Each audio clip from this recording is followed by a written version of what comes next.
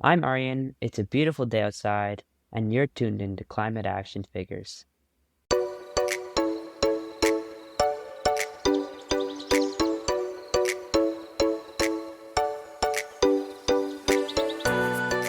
Hello and welcome to the latest edition of Climate Action Figures. I am your host, John, and this week on the show you get to meet a young man who has a fascinating project underway.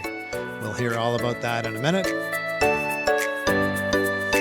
But first, this week's Quick Fix, which comes this week from Alida in Halifax, who wrote in to say, take Tupperware to restaurants to reduce takeout container waste. Seems like a great idea. Well, welcome, Aryan. What do you think about that quick fix? Well, firstly, thanks for having me here on the podcast. And about the quick fix, I think it's amazing. It's definitely a great quick fix for even the smallest things. Bringing Tupperware to restaurants where lots of single-use containers are used for takeout. It's really great because many of these times, as not a lot of people are not really educated on where to recycle things like that. It can be really useful and help the environment, one piece of Tupperware at a time. Exactly. And let's be clear, Tupperware is not a sponsor of the show. In fact, we have no sponsors. I think she's talking about any kind of reusable container that you can take home and wash and reuse. So that's Yeah. great. Thanks, Alita, for that. Now, Aryan, we were introduced by Michelle from Youth Central. Do you want to tell us a little bit about what that is, Youth Central? Yeah, so right now in Calgary, Youth Central is essentially like a volunteer place where youth 13 years old to 18-year-olds can all participate in various activities, and lots of these activities are even environmentally friendly. And that's exactly where I got my grant from Michelle, as she's the leader of the Calgary Youth Environment Corps, which gave me my Jack Leslie Environment Award. Well, that's great. So thank you, Michelle, for making the introduction. And Michelle told me about a little bit about this Jack Leslie Youth Environment Grant. Did I name that correctly? Yeah. So do you want to tell us a bit about that grant? Yeah, so basically, the Jack Leslie Youth Environment Grant. Jack Leslie was actually like a mayor back in the 90s, the 1900s, I believe. And he was known in a tough time where lots of people really focused on economics and things like that. He was one of the only mayors to really care about the environment, and he changed a lot of it.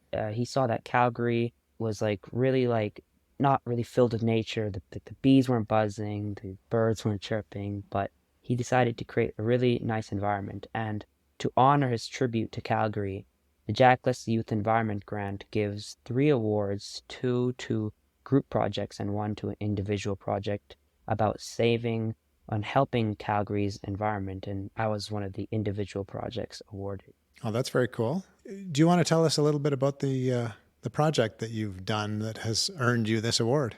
Yeah. So to really start off with all the background, I live across lots of different ponds and lakes. I live in that type of area.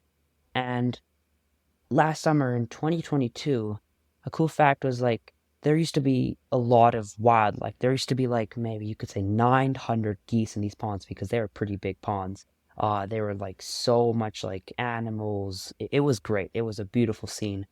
Last summer in 2023, I noticed there were very low amounts of geese, very low amounts of habitat, wildlife, and I really genuinely wondered what happened to these geese, especially in a hot time where they didn't want to migrate yet. They were just chilling in the pond, things like that. So I really wondered. And so I decided to go and actually check what's happening in the pond, if there's actually something. And I saw little specks of colored pieces of I didn't know at the time. So I collected them, and I also saw bigger pieces like plastic bags, and I realized that these were plastics.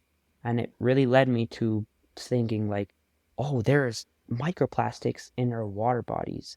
So I, of course, did some research more onto this, and I learned that plastic doesn't actually degrade normally like compost does, banana peels do, but rather just gets smaller and smaller and turns into microplastics, like this small, this small, things like that. And the problem I saw was that these geese were mistaking these things for like food, eggs, like, and they you ate them and they saw it. This is as a danger as many like of the geese probably were getting hurt and probably left that area.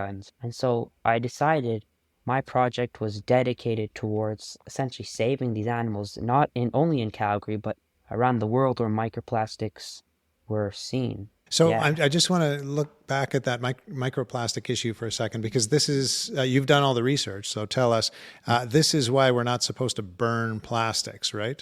Yeah, that's also another contributing factor. Microplastics don't always have to be in water bodies. That's what I saw, but they can get so small into like a nanoplastic, which is something that's microscopic, which is something you can't even see. And it is actually, I've did some research. It's been seen in human bloodstream. So that was a very shocking fact. Wow. Of course, like I need like very big lab equipment to try to solve nanoplastic issues, but for the time where I see it's in water and these like small plastics I can actually detect, I tried figuring out ways to actually get it out of these waters. Okay, so you're thinking to yourself, I've seen this plastic in the water. Maybe this is causing the problem with the geese leaving or disappearing. So, what's the first thing you think of in terms of how is it possible to separate the water from these tiny bits of plastic? I started off by actually, like what everybody would think, a filter, which is a great thing, if you had just a big like piece of like, mesh or something, you just like sway it around the pond. But the pond is huge, and I actually tried doing it, but it took lots of time for even a small bit. And that's kind of where my project came in because I started identifying, what are the biggest problems? And I realized, some of the problems are like it takes too much time and it takes more people. And I researched more into it and I saw there was in 2016 back in Bow River, there was a big microplastic spill from unknown sources. Actually, it hasn't been figured out yet, but there are little white pellets. And what happened was everybody, lots of workers tried to clean it up, but it took lots of workers and lots of time. And I realized, it also happened to me when I was trying to do my part. And since, not everybody that has the time to try to filter out of all these ponds, I could try to use our technology in our world, which is like robots and how they can do things by themselves and try to use that to solve the problem. Okay, so as you researched this, what came into your brain in terms of, I'm just picturing you imagining some kind of a machine, robotic machine that's going through the water. Were you picturing something that had moving parts that would gather it in, or that would cruise along and scoop it up, or which way is your thinking gone? Well, there was a lot of thinking involved. It all started really last year after the summer. There was like a lot of iterations. I first, of course, began thinking of like I have to create a bot and have motors attached to it on like either side essentially and have some type of filter on it. And I also wanted to have an actual sensing device. And the reason for this was because in ponds and lakes, there isn't just plastics. There is still very important organic Oh, of matters, which are course. important. Yeah. And so I realized that, if I filter this, then I could be scooping up fish eggs. I could be scooping up sticks and stones, which may be really needed for these animals. Wow. I was going to ask you how your bot is going to discern between the plastics and the non-plastics, but what stage are you at this point? Is it in development yet, or is it still in your brain? Where are we at? Well, it actually is, it is almost like finished. I'm on the final stages of coding right now, actually. There's a lot of like science and research I had to back this up with, and I went through many iterations. Like my first iteration detecting was something called machine learning. You may be like uh familiar with it. It's basically like feeding AI a bunch of images until it realizes. And although I was able to like have machine learning detect like maybe an actual big piece of plastic bag or a plastic bottle, it gets really hard for machines to detect small specks of it because it can look identical to like a stick. It can look identical to a speck of a rock, and that's not very easy. Like even I couldn't discern. Right. So what I did was I looked into like actual like chemical properties of plastics and how they react to certain things, and it led me to it's hard to fully explain this, but essentially I learned something about how UV light is affected by these plastics. So when it is shined on these plastics, most of the plastics absorb them and release like a longer wavelength of light, which is known as fluorescence. And I detected this using something called a photodetector, which detects light intensity. Wow. So your machine will actually look, beam some of the UV light, and then see what comes back.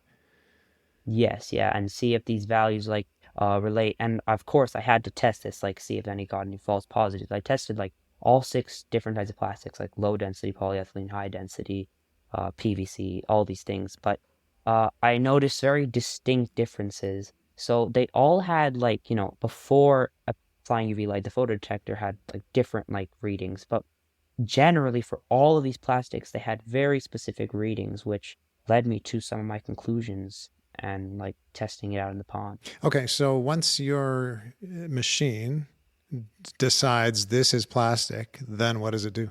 That's where my filter comes in. And my filter is essentially like attached to the side of my bot. And of course, right, the filter can't just be open because then that just takes my whole that point of the project away. If I just have an open filter, of course, anything can go through. So it's essentially a closed filter until it realizes something in plastic. Then with something called a servo, it opens the filter.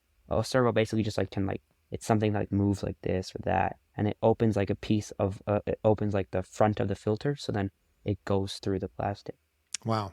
And so it's filtering after it decides what the properties are of this item that it's looking at. Yes, it does. So I'm curious to know if there is a mixture of, say, fish eggs and little tiny bits of plastic, how would it discern which one stays and which one goes? Currently, things like that are in, of course, the development stage, but essentially, if you really think about it, if there's a mix of like many different like values or readings that it's getting, if the value I've coded, like if the value's not like actually been staying strong for around like 10, 20 seconds, then it won't filter because there could be some type of false positive in that sense. Right. Now, I'm just going to take a moment to blow our audience's minds by asking, if you don't mind sharing, your age. My age, I am currently 13 years old. So this you're listening to a 13-year-old talk about his filtration system for microplastics. This is fascinating. So as you have had this in development, I'm curious to know what your inspiration was.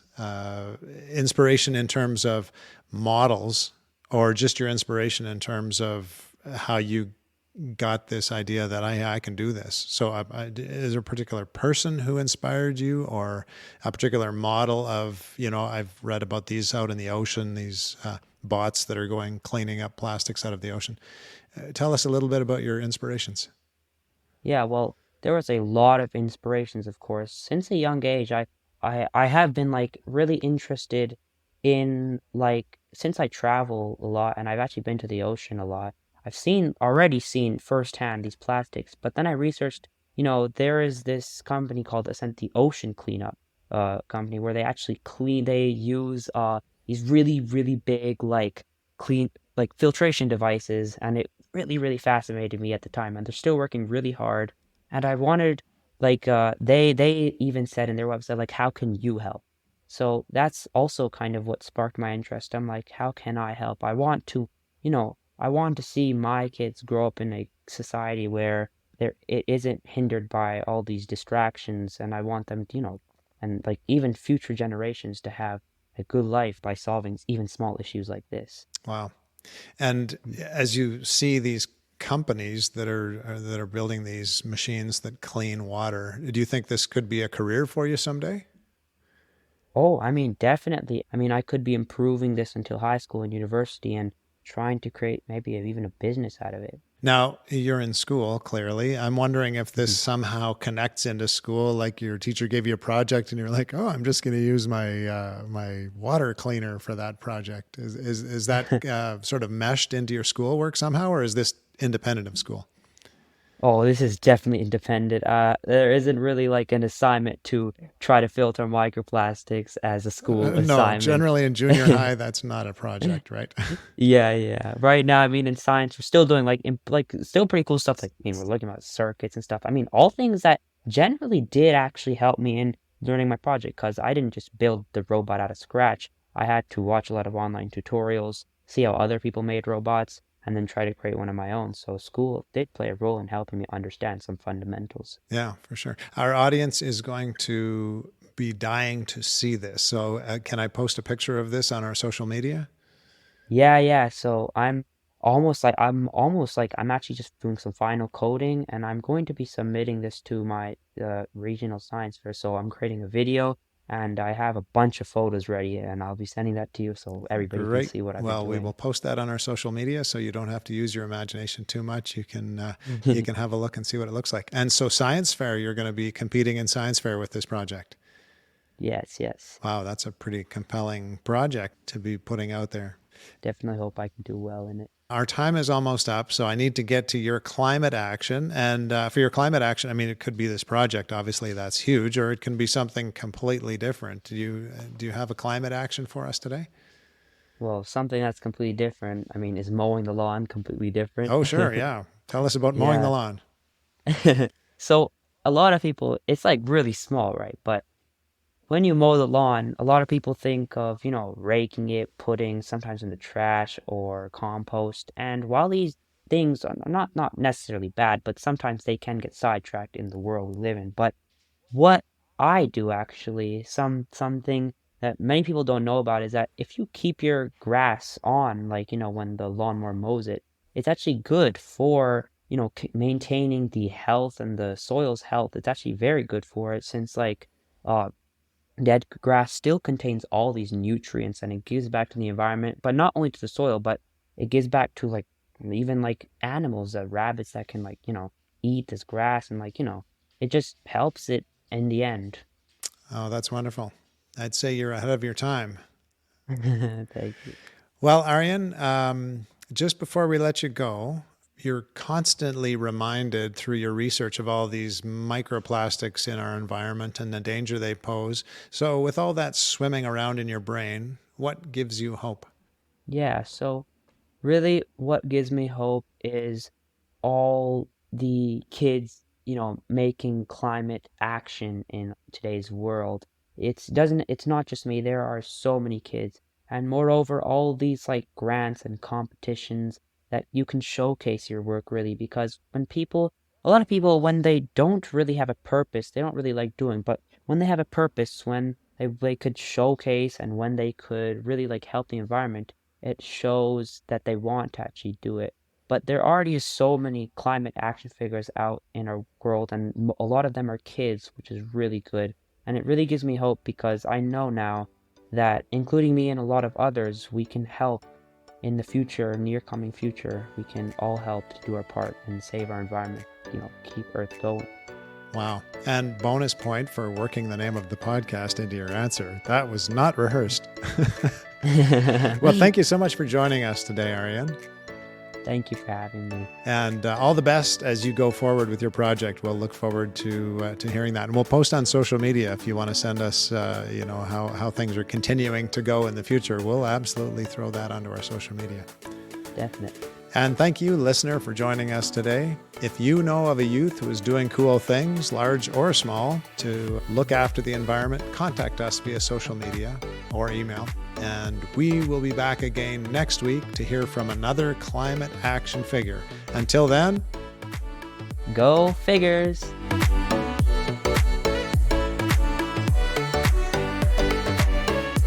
This has been Climate Action Figures. Our show is produced and hosted by John Whidden. Our creative consultant is Kayla McIntosh. Our theme song is Hawaii Vacation by Tavari. You can find us on Instagram, Facebook, and YouTube at Climate Action Figures. That's all one word. And if you have any other questions or comments that arose from this or any episode, feel free to reach out to us at climateactionfigures@gmail.com. And thank you for listening. We'll be back next week with another Climate Action Figure.